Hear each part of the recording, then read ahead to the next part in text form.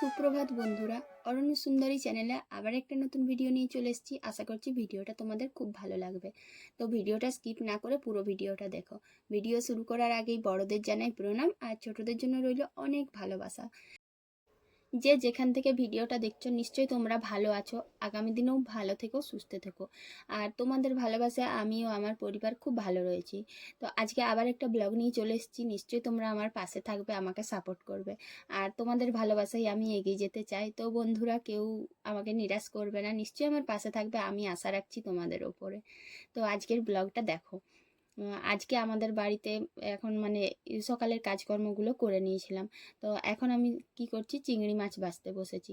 এই দেখো, চিংড়ি মাছ একটু যেই না বেছেছি, সঙ্গে সঙ্গে মাছটাতে এত বড় বড় কাঁটা ছিল যে হাতের মধ্যে ঢুকে গেল, আর বেশ রক্তও বেরিয়েছিল। তো তারপর বাকি যে কয়েকটা ছিল সেগুলোও বেছে নিলাম। আর এই চিংড়িগুলো যেন বন্ধুরা খুব একটা বড় না, কিন্তু কাঁটাগুলো অনেক বড় বড়। আর আমি সবগুলোই বেছে নিলাম। বেশ কিছুক্ষণ সময় লাগলো বাছতে। তারপরে একটু ভালো করে ধুয়ে নিচ্ছি, কারণ এটা সেটা বিভিন্ন রকম কাদা বা পাতা এটা সেটা লেগে থাকে, তাই ভালো করে ধুয়ে নিচ্ছি। তো চিংড়ি মাছের কাঁটাতে এত যে জ্বালা থাকে বুঝতে পারিনি, কোনোদিনও এইভাবে কাঁটা লাগেনি। তো আজ যে কাঁটা লেগে গেছে না, তারপর থেকে প্রায় অনেকক্ষণ ধরেই দেখছি হাতটা জ্বালা করছে। আর চিংড়ি মাছগুলো ভালো করে বেছে নেওয়ার পর ধুয়ে নিয়ে এসে ভেজে নিচ্ছি, কারণ রান্নাটা আরেকটু পরে করব। এখন বেশ অনেকটাই সকাল।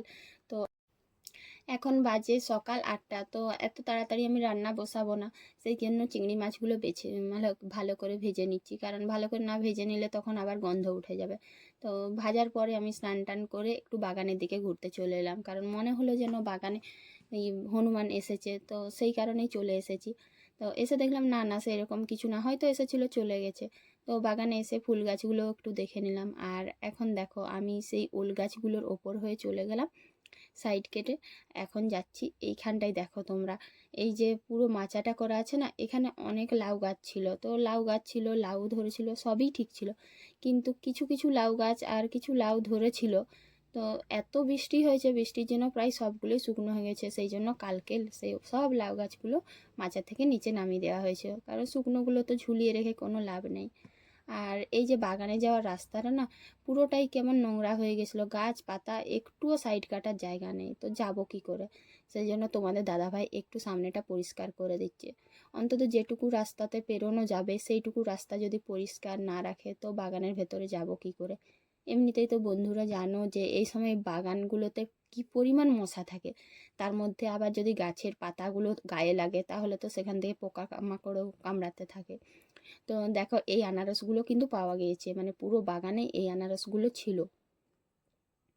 আর এই যে রাস্তাটা কি সুন্দর পরিষ্কার করার পর লাগছে, তাই না? তো এই রাস্তাতে পেরোতে না এরপর কোনো ভয় নেই। আর আর গাছের ডালগুলো পাতাগুলো আর গায়ে লাগবে না, তাহলে পোকামাকড়েরও ভয় নেই। এরপর আমি বাগানের মধ্যে নিশ্চিন্তে ঢুকে গেলাম। তো বাগানে ঢুকতে ঢুকতে দেখলাম পেয়ারা গাছ একটা ছিল, সেখান থেকে পেয়ারা নিয়ে নিয়েছি। আর এই যে হচ্ছে লিচু গাছ, কবে যে লিচু হবে তার ঠিক নেই। তো লিচু গাছটা কিন্তু অনেকটাই লম্বা হয়েছে। এখন দেখো বন্ধুরা, এই গাছটা তোমরা অনেকেই চিনে থাকো। এটা আগে অনেক ছোট্ট ছিল, আর এখন খুব বড় হয়ে গেছে। আর পুরো বাগানটা না ঘুরে ঘুরে আর পারলাম না, তাই বসে গিয়ে পেয়ারাটা খেয়ে নিচ্ছি। আবার দেখলাম যে বসে গিয়ে একটুও শান্তি নেই। কেন বলো তো? বাইরের আমাদের আজকে যে আবহাওয়াটা ছিল না, খুব সুন্দর, মেঘলা মেঘলাও নেই, আবার খুব সুন্দর হাওয়া দিচ্ছে। তো এই ঠান্ডা বাতাসে না আর বসে থেকে ভালো লাগলো না, সেই জন্য চলাফেরা করতে করতে পেয়ারাটা খাচ্ছি আর ঠান্ডা বাতাস খাচ্ছি।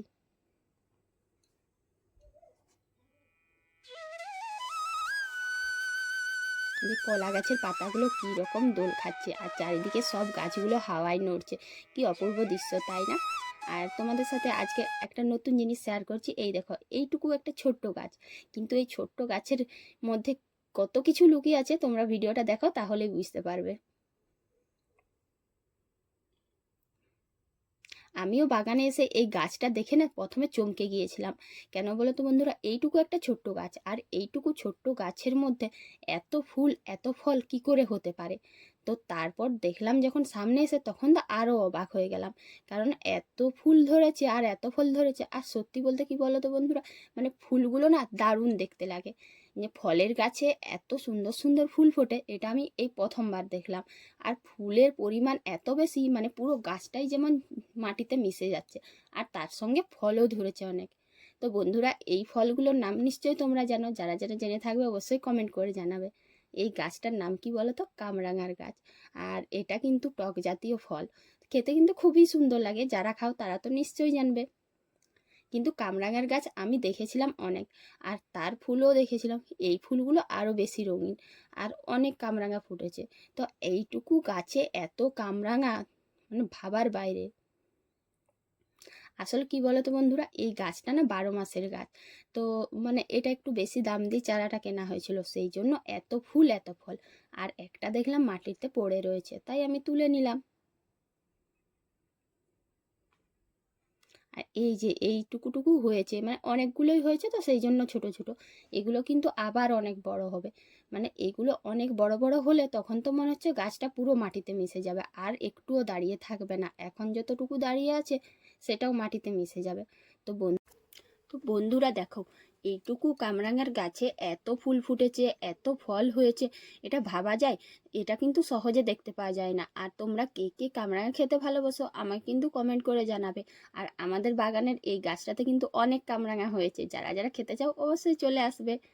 দেখো এত সুন্দর হাওয়া দিচ্ছে, তার সঙ্গে আর ফুলগুলো নড়ছে, মানে সত্যি খুব সুন্দর লাগছে দৃশ্যটা, আর মানে অপূর্ব দেখতে লাগছে। এই রঙিন রঙিন ফুলগুলো সহজে কিন্তু দেখা যায় না। আর এদিকে দেখো, একটু দুপুরবেলায় বৃষ্টি হয়ে যেতে আমার ছেলে সাইকেল চালাতে শুরু করেছে জলের উপর। বৃষ্টি পড়া বন্ধ হয়ে গেছে 1 ঘন্টা আগে, এখনো জলটা যাচ্ছে রাস্তার মধ্যে, সেই জন্য ছেলে মজা করে সাইকেল চালাচ্ছে। আর সত্যি এই দৃশ্যগুলো দেখলে না ছোটবেলার কথা খুব মনে পড়ে, কতই না জল ঘাটতাম। কি বন্ধুরা, ঠিক বললাম তো? তোমাদেরও নিশ্চয়ই এরকম মনে হয় যে এইরকম জলের মধ্যে আমরা কত জল ঘাটাঘাটি করেছি, কত দুষ্টুমি করেছি। আর তাই এখন ছেলে যখন এগুলো করে, তাই আমি ওকে আর বকি না। তো ও সাইকেলটা বারবার চালাচ্ছে, আর ওর ভিডিওটা তোমাদের সাথে শেয়ার করে দিলাম। তো বন্ধুরা, আজকের এই ব্লগটা আমি এখানেই শেষ করছি। পরের দিন আবার একটা নতুন ব্লগ নিয়ে আসছি। তো সবাই ভালো থেকো, সুস্থ থেকো, টাটা।